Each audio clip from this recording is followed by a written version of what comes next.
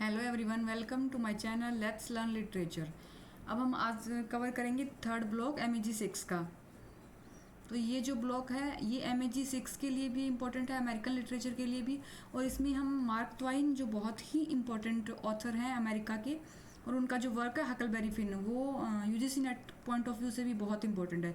तो ये video MEG के लिए भी और UGC net point of view से भी बहुत ही इंपॉर्टेंट वीडियो है ये। सबसे पहले बात करते हैं हम अमेरिकन सोसाइटी की। 1865 टू 1940। 1914 में क्या था, वर्ल्ड वॉर फर्स्ट हुआ था जो 1918 तक चला था। तो उस टाइम पीरियड में क्या क्या चेंजेस हुए सोसाइटी में। 1865 से सिविल वॉर शुरू हुआ था 1865 में अमेरिका में, और वर्ल्ड वॉर हुआ था 1914 में। तो इस टाइम पीरियड के बीच में क्या चेंज हुए सोसाइटी में, उसी के बारे में हम बात करते हैं। तो इस टाइम पीरियड में जो सबसे इंपॉर्टेंट चेंज था वो था मैसिव इंडस्ट्रियलाइजेशन। मतलब इंडस्ट्रीज ने बहुत ग्रोथ की थी वहाँ पे। जो रूरल थे, छोटे छोटे फार्म्स थे, विलेज थे, टाउन थे, वो सब बहुत बड़े इंडस्ट्री में चेंज हो गए। पूरा अर्बनाइज्ड हो गया। कॉन्टिनेंट जो नेशन है वो वर्ल्ड पावर बन गया था एक तरह से। तो बहुत ही ज़्यादा प्रोग्रेस की थी उस टाइम पे। With Darwin's theory of survival of the fittest and with profound changes in its cultural value and social institution. तो मेन तो यही था कि छोटे जो गांव, विलेज, टाउन थे वो एक तरह से पूरा इंडस्ट्री में चेंज हो गई, पूरा अर्बनाइज्ड हो गया और बहुत ही वर्ल्ड पावर बन गया था। बहुत प्रॉस्पेरिटी आई थी इस टाइम पीरियड में अमेरिका में। With industrialization came the growth of American cities. By the turn of century, only about 1/3 of population lived in farm. तो 2/3 पॉपुलेशन सिटीज़ में आ गई थी, सिर्फ 1/3 ही बची थी जो फार्म में रह रही थी। By the end of the World War first half of the American population lived in a dozen or 100 cities. तो बहुत ही जो डजन एक सिटी थी उसमें सारी पॉपुलेशन आके रहने लग गई थी। The countries population grow phenomenally about from 31 million. तो सबसे 30 मिलियन थी वो 1860 में, वो 131 मिलियन हो गई थी 1914 में, with masses of man moving westward. The exodus reached its peak during 1860 to 1920। Exodus क्या होता है कि बहुत ही लार्ज स्केल पे मूवमेंट होता है, मतलब एक जगह से दूसरी जगह पे लोग सेट होते हैं। तो इस टाइम पीरियड में बहुत पीक पे था ये। Control over industries passed into the hands of fewer and larger companies. तो पूरा जो इंडस्ट्री का कंट्रोल था वो बहुत ही कम लोगों के हाथ में था। वो कंपनीज, बहुत ही कम कंपनीज थी जो पूरे इंडस्ट्री को कंट्रोल कर रही थी। कुछ एक लोग थे एक तरह से वो जो पूरी कंट्री को कंट्रोल कर रहे थे। In the last 2 decades of 19th century, last 2 decades मतलब 1880s और 1890s, a very small number of man controlled. मतलब बहुत ही कम लोग जो इन कंपनीज को कंट्रोल कर रहे थे, इंडस्ट्रीज को कंट्रोल कर रहे थे, वो बहुत ही कम नंबर में थे। तो वो क्या करते थे, स्टील इंडस्ट्री को भी, रेल रोड को भी, ऑयल को भी, मीट पैकेजिंग इंडस्ट्रीज थी, इन सब को कंट्रोल कर रहे थे। तो उनके बीच में जो कॉम्पिटिशन था वो बहुत ही सिग्निफिकेंट था, विदाउट सिग्निफिकेंट कॉम्पिटिशन था ये। With these came a new generation of captains of industry and masters of capitals. These men were also called buccaneers and rubber barons. Most of ways earners were employed by corporations and big business houses. तो जो daily veg पे जो labour काम करती थी उनको employment ये corporation और बिग बिजनेस हाउसेज थे, इनसे मिलता था। The massive industrialisation resulted in widespread prosperity. मतलब बहुत इंडस्ट्रियलाइजेशन की वजह से प्रोस्पेरिटी बहुत आई, पर उसकी भी एक कॉस्ट थी, और वो कॉस्ट क्या थी, great social and psychological cost थी। लोग मेंटली, साइकोलॉजिकली बहुत डिस्टर्ब रहने लगे थे। Industrial conflict became organised and often violent. Racial slavery, जो रेशियल स्लेवरी थी इस टाइम पीरियड में एबॉलिश हो गई थी, मतलब एक्ट बन गया था कि स्लेवरी को एबॉलिश कर दिया गया था, लेकिन जो लोगों का एटीट्यूड था, जो माइंड में उनके था, वो चेंज नहीं हुआ था, वो अभी भी सर्वाइव कर रहा था। अब हम बात करते हैं इस टाइम के एक बहुत ही इंपॉर्टेंट राइटर मार्क ट्वाइन का, जिन्होंने स्लेवरी पे भी वर्क लिखे हैं और बहुत ही इंपॉर्टेंट राइटर माने जाते हैं, फादर ऑफ अमेरिकन लिटरेचर माने जाते हैं ये मार्क ट्वाइन। तो मार्क ट्वाइन जो है ये इनका पेन नेम है, रियल नेम नहीं है। रियल नेम है इनका Samuel Langhorne Clemens, better known Mark Twain. तो इनके जो भी वर्क इन्होंने लिखे थे वो मार्क ट्वाइन पेन नेम से लिखे थे, रियल नेम नहीं है ये इनका। American humourist, writer, publisher, entrepreneur, lecturer and publisher. तो इन्होंने सारे पेन नेम मार्क ट्वाइन नाम से लिखे हैं, अपने पेन नेम से लिखे हैं जितने भी वर्क इन्होंने पब्लिश किए। He is regarded as the great humorist of United States. He called the father of American literature by William Faulkner. He also known for his novel, इनके बहुत इंपॉर्टेंट नॉवल है ये, Tom Sawyer, adventure of Tom Sawyer, जो 1876 में आया था। फिर इसके बाद आया था इसका sequel, adventure of Huckleberry Finn. तो ये दोनों ही novel the great American novel माने जाते हैं। ये कहाँ पे बड़े हुए थे? हनीबेल मसूरी एक जगह है वहाँ पे। और ये जो सेटिंग है काफ़ी, इनके जो इंपॉर्टेंट नॉवेल्स हैं ये दोनों ही, हकलबेरी फिन और टॉम सॉयर, इनकी सेटिंग भी यहीं से है।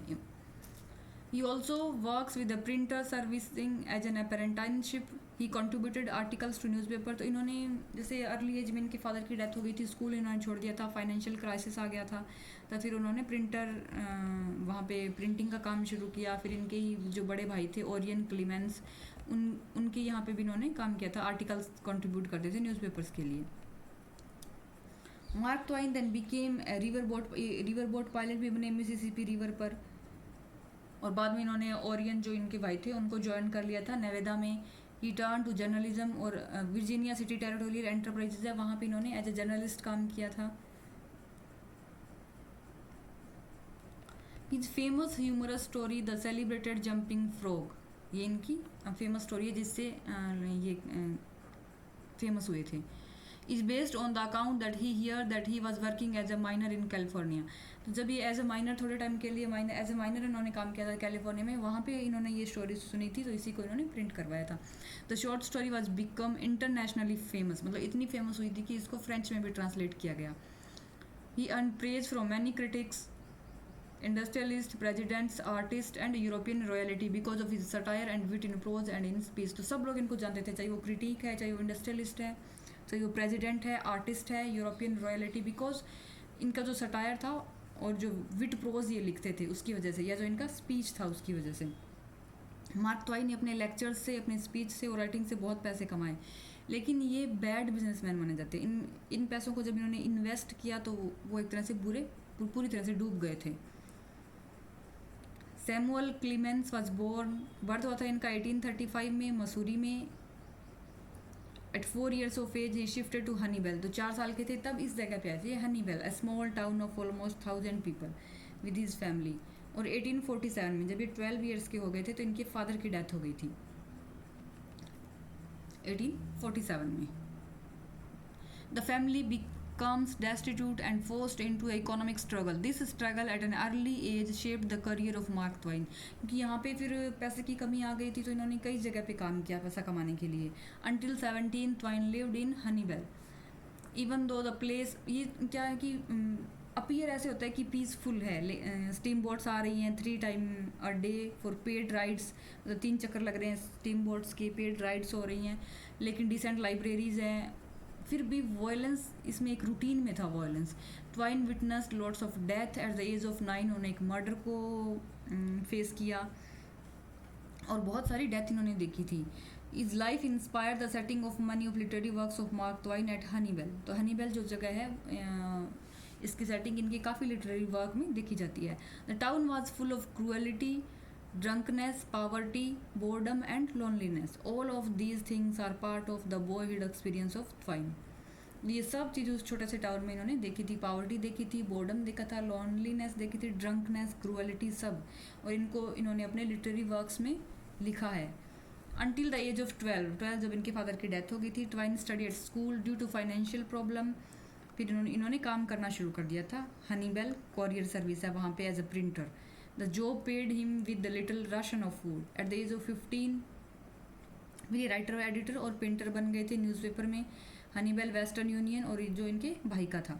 इन 1857 Twain started learning to pilot a steamboat on Mississippi. तो ये मिसिसिपी रिवर थी वहाँ पे ये स्टीम बोट पे पायलट की ट्रेनिंग ले रहे थे, बाद में ये बन भी गए थे। ये जॉब उनको बहुत अच्छी लगती थी, बहुत हैप्पी थे ये इस जॉब से। 2 साल बाद 57 में इन्होंने ट्रेनिंग शुरू की, 1859 में ये बन भी गए थे, लेकिन जब सिविल वॉर हुआ था 1861 में तो इनका ये काम बंद हो गया था। He started working as a reporter, तो बाद में इन्होंने वर्जीनिया सिटी टेरिटोरियल एंटरप्राइजेज में एज अ रिपोर्टर काम करना शुरू किया। वहाँ पे ये इन्होंने स्टोरीज पब्लिश की, स्केचेज पब्लिश किए और एडिटोरियल पब्लिश किए अपनी पेन नेम मार्क ट्वाइन के साथ। Twain instantly becomes recognised for his interesting and satirical stories and distinguishing narrative style. तो इसके साथ ये बहुत फेमस हो गई। 1865 में इनकी स्टोरी आई थी Jim Smiley and his jumping frog. proved to be a big break in his literary career. In 1867, he went to the Mediterranean Sea and then wrote humorous stories. ये अमेरिकन न्यूज़पेपर के लिए इन्होंने जो वहाँ पे देखा था इस सी पे, उसी साइट को इन्होंने डिस्क्राइब किया. This proved to be another great success in his newly developed literary career. All the stories were combined into a collection, The Innocent Abroad, और पब्लिश हुई थी 1869 में, जब ये कलेक्शन में पब्लिश हुई थी उस टाइम. 1817 में क्या हुआ था कि the social status of Mark twine was improved, क्योंकि इनकी मैरिज हुई थी ओलिविया लैंगडन के साथ, और ये थी एक बहुत ही बड़े रिच कोल मर्चेंट की बेटी थी न्यूयॉर्क में. इन 1876 twine published his most celebrated work the adventure of Tom Sawyer. उसके बाद आया the adventure of Huckleberry fin, और फिर आया इनका 1883 में द लाइफ ऑन मिसिसिपीज. तो ये इनके इंपॉर्टेंट वर्क्स माने जाते हैं. With great literary success, business and writing become equally important for Mark Twain. By publishing the memoir of president Ulysses S. Grant, Twine became a successful book publisher in 1855. He spent lots of money on publishing, hoping to earn lots of money. However, he bankrupt. तो ये बहुत bad businessman थे एक तरह से. इन्होंने जो भी जहाँ भी इन्वेस्ट किया उसमें सब कुछ डूब ही गया. The rest of life, he wrote lots of stories, essay and books. The last 15 years of life of Mark Twain is known to be filled with honors. In the late 19th century, he became the most famous American. इतना कुछ अच्छा हो रहा था, मतलब full of awards था, लेकिन फिर भी it was also full of anguish. The couple Livy and Mark Twain lost their infant son early in their marriage. 1896 में इन्होंने अपनी डॉटर सुशी को भी खो दिया था स्पाइनल डिजीज़ की वजह से. फिर ट्वाइन की एक और यंगेस्ट डॉटर थी जीन, वो भी एपिलेप्सी को सफ़र कर रही थी और डेथ हो गई थी 1909 में. फिर इनकी एक मिडिल डॉटर बची थी क्लारा, उसके साथ भी इनका रिलेशनशिप अच्छा नहीं था, was full of quarrel and distant. Mark Twain suffered from the nasty bout of paranoia and volcanic wrecks. He also experienced depression and spent most of the time smoking, reading and playing cards. और 74 की as में 1910 में इनकी death हो गई थी. अब हम बात करते हैं इनका इम्पोर्टेंट वर्क, जो बहुत ही इम्पोर्टेंट माना जाता है. अर्नेस्ट हेमिंग्वे ने इस वर्क के बारे में बोला था कि all modern American literature comes from one book, mark twine called Huckleberry Finn. तो ये जो हकलबेरी फिन बुक है, इसी से पूरा मॉडर्न अमेरिकन लिटरेचर आता है. अर्नेस्ट हेमिंग्वे ने ये बोला था. तो ये बहुत इंपॉर्टेंट वर्क है adventure of Huckleberry fin, publish हुआ था 1884 में. ये कंपेनियन पीस है the adventure of Tom Sawyer का, जो 1876 में लिखा गया था. टॉम सॉयर में तो क्या था कि light hearted and adventurous in the style of juvenile fiction of its day. और जो हकलबेरी फिन है वो है Huck Finn's adventure is darker and more स्टायरिकल.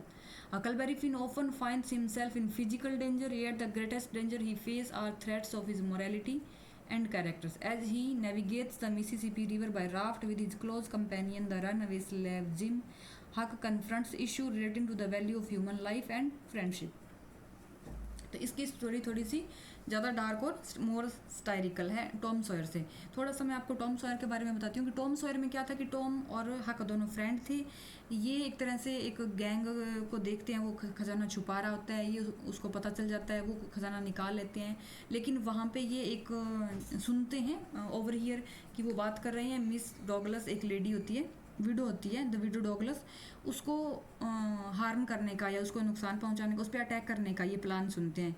तो ये एक तरह से विडो डॉगलस है, उसको बचा लेते हैं और हीरो बन जाते हैं हकलबेरी फिन और टॉम सॉयर. तो जो हक फिन है उसको वो अडॉप्ट कर लेती है, लेडी डॉगलस होती है वो. तो यहीं से स्टोरी शुरू होती है. जो दूसरा एडवेंचर है इनका, the adventure of Huckleberry fin is set in Mississippi valley in 1814. तो ये जो इसकी सेटिंग है ये 1840s की है. जब ये वर्क पब्लिश हुआ था उस टाइम तो स्लेवरी अबॉलिश हो गया था, लेकिन इस टाइम पे 1840 की सेटिंग है, उस टाइम स्लेवरी था अमेरिका में, मतलब लीगल था slavery. Huckleberry Finn and his friends Tom Sawyer continue their adventure from the adventure of Tom Sawyer. Huck is now in danger of being civilised. तो जो विडो डॉगलस है इसने adopt कर लिया और ये इसको पढ़ाना लिखाना चाहती है, जो क्रिश्चियन वैल्यू है वो सिखाती है, इसको सिविलाइज्ड बना रही है. और तो इसके लिए हक के लिए ये बहुत ही सफोकेटिंग है, इसको बिल्कुल अच्छा नहीं लग रहा है, ये वहाँ से भागना चाहता है.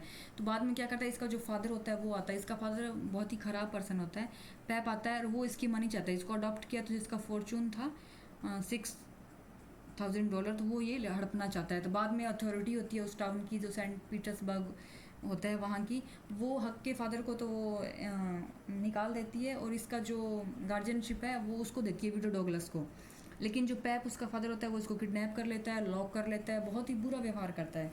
तो हक होता है, हक को जो अनसिविलाइज्ड लाइफ है वो अच्छी लगती है, पर वो अपने फादर से हेट करता है। जो सिविलाइज्ड लाइफ है वो उसके लिए सफोकेटिंग है। जो वॉटसन के पास रहता है, वॉटसन नहीं सॉरी, विडो डॉगलस होता है, उसके पास रहना इसको अच्छा नहीं लगता है, लेकिन अनसिविलाइज्ड लाइफ इसको अच्छी लगती है, और पर ये अपने फादर से हेट करता है। तो एक दिन ये ड्रामा करता है अपनी फेक डेथ का, और वहाँ से भाग निकलता है।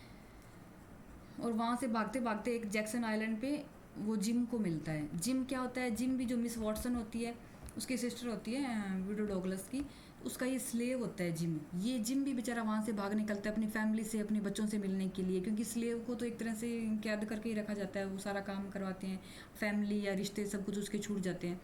ये भी अपनी जो क्रूअल मास्टर होता है वहाँ से भाग निकलता है, और अपने बच्चों से मिलने के लिए। इसी को भी अपनी फ्रीडम चाहिए, और जो हक है उस वो भी अपनी फ्रीडम चाहता है अपने फादर से। तो दोनों अच्छा टाइम स्पेंड करते हैं, और एक दूसरे आसपास की जगह को एक्सप्लोर करते हैं, जो सराउंडिंग्स होती है वहाँ पे। तो वहाँ पे जो जिम होता है वो एक डेड बॉडी को डिस्कवर करता है, लेकिन वो इसकी आइडेंटिटी को छुपा देता है, हक को नहीं बताता है कि ये कौन है, और वो दोनों आगे चलते रहते हैं। लेकिन जिम को ये समझा जाता है कि जैसे हक ने अपनी फेक डेथ का प्लान की थी, तो वो ड्रामा किया था और वो भाग निकला, लेकिन लोग भी यही सोच रहे हैं कि हक की तो डेथ हो गई, तो जिम को वांटेड कर दिया जाता है इसके लिए कि जिम ने ही इसको मारा है, क्योंकि वो बेचारा ब्लैक है, स्लेव है। तो वहाँ पे रेसिज्म बहुत होता था, बस सिर्फ ब्लैक होने की वजह से ही इसका मर्डर मान लिया जाता है। तो ये भी भाग रहा है, जिम भी भाग रहा है, और डिस्कवर ये जो सॉरी हक है वो भी भाग रहा है। They assemble a raft and float south with the current. At as they travel they learn more about each other. तो वो एक दूसरे के बारे में ज़्यादा जानते हैं। वहाँ पे जब वो बोट से इधर उधर जा रहे होते हैं तो काफ़ी लोग इनको मिलते हैं, ये अपनी आइडेंटिटी को छुपाते हैं और किसी तरह से वहाँ से बच निकलते हैं। ये एक और उनको फैमिली मिलती है जो हक को अडॉप्ट कर लेती है, वो होती है गैरेंज फोर्ड फैमिली। तो हक जो होता है उनके बच्चों से वो और फैमिली से वो काफ़ी फ्रेंडली हो जाता है। बक जो इसी की एज का होता है उसके साथ ही रहता है। जो ग्रैंज फोर्ड्स होते हैं उनकी एक मोर्टल राइवलरी होती है, पास में ही एक और फैमिली होती है शेपार्डसन्स के साथ। When Huck assists in the elopement of two members of the rival families, violence erupts। तो इसमें क्या होता है कि जो गैरेंज फोर्ड फैमिली होती है उसके काफ़ी लोग मेल होते हैं, वो मर जाते हैं। जिम और हक वहाँ से भाग जाते हैं। Soon after, Jim and Huck aid in the escape of a couple of scoundrels who introduce themselves as the King of France and Duke of Bridgewater. तो ये जो किंग ऑफ फ्रांस और ड्यूक ये बन के आते हैं, ये एक तरह से ऐसे ही चोर के टाइप में ही होते हैं, मतलब लोगों को धोखा देते हैं, पैसे कमाते हैं उनसे, चीटिंग करते हैं, इसी तरह के होते हैं। The Duke and the king quickly ingratiate themselves to the trusting Wilkie family, gaining a large bag of money and rights to the Wilkes state. Huck privately foils the plan, but not before the Wilkinses are put into miserable डिसायर। ये इसको जो हक होता है ये इनके plan को तो फेल कर देता है, लेकिन उनकी वो ख़राब हालत में पहुंच ही जाते हैं। वहाँ पे क्या होता है कि किंग और ड्यूक होते हैं वो जिम को सेल कर देते हैं एक मैन जिसका नाम होता है सिलास फेल्प को। ये बेचारे जिम को यहाँ पे बेच के चले जाते हैं। The man are soon discover to be fraud for the reasons and are run out of town.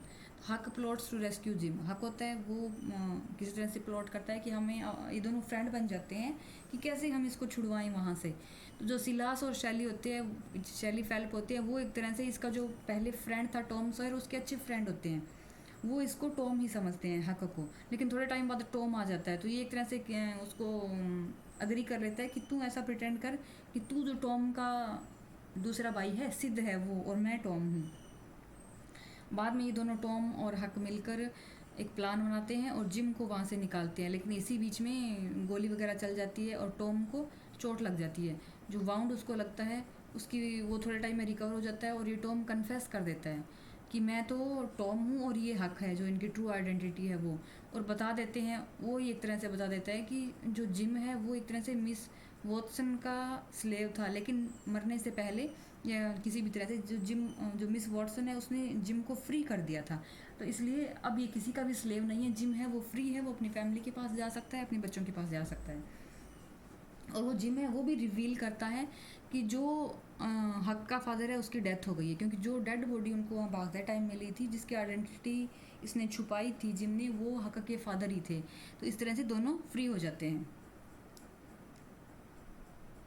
इसमें थीम क्या है? थीम है स्लेवरी और रेसिज्म। स्लेवरी तो बेचारे को, उसको जिम को स्लेवरी बहुत झेलनी पड़ती है। मतलब abolition of slavery in United states, तो जब ये नॉवल पब्लिश हुआ था उस टाइम तो नहीं था, लेकिन इसकी जो सेटिंग है उस टाइम था, सिविल वॉर के टाइम पे। लेकिन जो लोगों का एटीट्यूड था वो आज भी वैसा ही था। Many characters in Twain's novel are themselves white slave holder, तो जैसे मिस वॉटसन है, फिर उसके बाद गैरेंजफोर्ड फैमिली है, फिर फेलिप्स फैमिली है, ये सारे स्लेव होल्डर फैमिली हैं। और इनके साथ बुरा भी व्यवहार होता है, स्लेव्स के साथ रेसिज्म होता है, क्योंकि जो टॉम होता है उसकी तो कोई डेथ नहीं हुई, पर फिर भी जिम को उसका जिम्मेदार ठहरा दिया जाता है। डीह्यूमनाइजेशन, तो इनके साथ स्लेव के साथ तो हमेशा ही खराब व्यवहार होता है। और तीसरी है फ्रीडम। हक और जिम दोनों ही फ्री होना चाहते थे एक तरह से, इनको दोनों को ही फ्रीडम चाहिए थी। हक को अपने फादर से, और जो डॉगलस थी वो इसको सिविलाइज बनाना चाहती थी वहाँ से, और जिम को स्लेवरी से। तो ये पूरा कंप्लीट हो गया है block 3। Thank you for watching. अगर आपको वीडियो अच्छा लगे तो please like and subscribe the channel.